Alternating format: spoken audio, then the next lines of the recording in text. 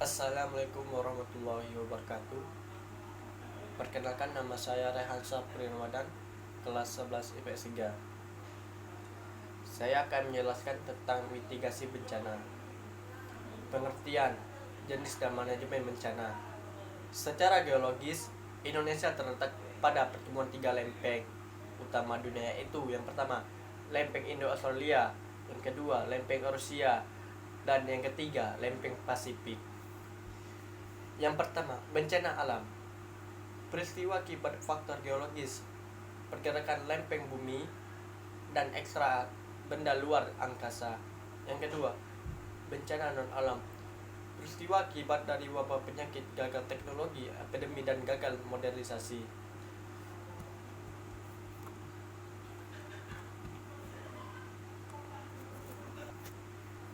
Pengertian mitigasi bencana. Istilah mitigasi berasal dari bahasa Latinnya, yaitu mitis.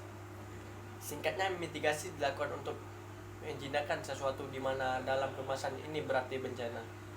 Oleh karena itu, mitigasi bencana adalah serangkaian upaya untuk mengurangi risiko bencana sehingga dampaknya tidak besar. Mitigasi bencana menjadi bagian dari tahap awal dan penanggulangan bencana atau prabencana. Pendekatan mitigasi bencana. Yang pertama, pendekatan struktural. Pendekatan struktural merupakan upaya mitigasi bencana melalui pembangunan prasarana fisik atau pemanfaatan teknologi. Dengan kata lain, rekayasa ketahanan bangunan akan bencana.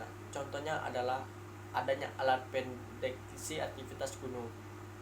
Yang kedua, pendekatan non-struktural. Pendekatan non-struktural merupakan upaya mitigasi bencana melalui pembuatan kebijakan atau peraturan tertentu. Kebijakan dan strategi mitigasi bencana. Yang pertama, memahami bahwa bencana dapat diprediksi secara ilmiah dan saling berkaitan antara suatu bencana dengan bencana lainnya sehingga perlu evaluasi terus-menerus. Yang kedua, upaya mitigasi bencana harus memiliki persepsi yang sama baik dari aparat pemerintah ataupun masyarakat. Yang ketiga, upaya preventif harus diutamakan untuk dampak bencana. Strategi mitigasi bencana.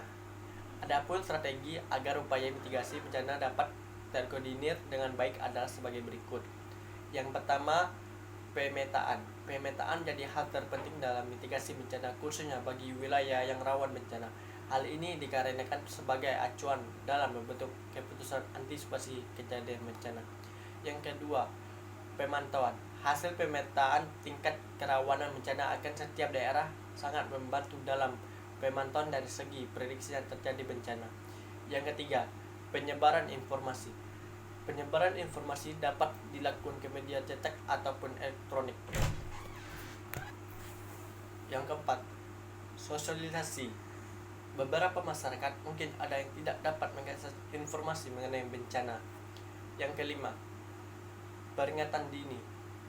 Peringatan dini ini berguna untuk memberitahukan hasil pengamatan atau evaluasi bencana secara berskala di suatu daerah rawan bencana. Contoh-contoh mitigasi bencana. Yang pertama, peta rawan bencana tanah longsor. Yang kedua, melakukan pembuatan tanggul penahanan runtuhan atau batuan. Yang ketiga, penutupan rekahan di atas lereng. Yang keempat, reboisasi di hutan yang gundul. Contoh bencana non alam atau kegagalan teknologi. Yang pertama, mengurangi penggunaan bahan kimia yang mudah terbakar. Yang kedua, pembatasan kapasitas penampungan bahan kimia yang mudah terbakar. Yang ketiga, pilih material bangunan atau peralatan yang tahan api. Contoh dari bencana sosial atau kerusuhan. Adapun mitigasi bencana yang dapat dilakukan adalah sebagai berikut.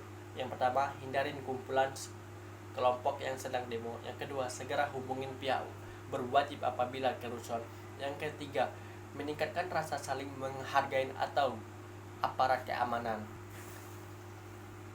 Saya akhirin, wassalamualaikum warahmatullahi wabarakatuh.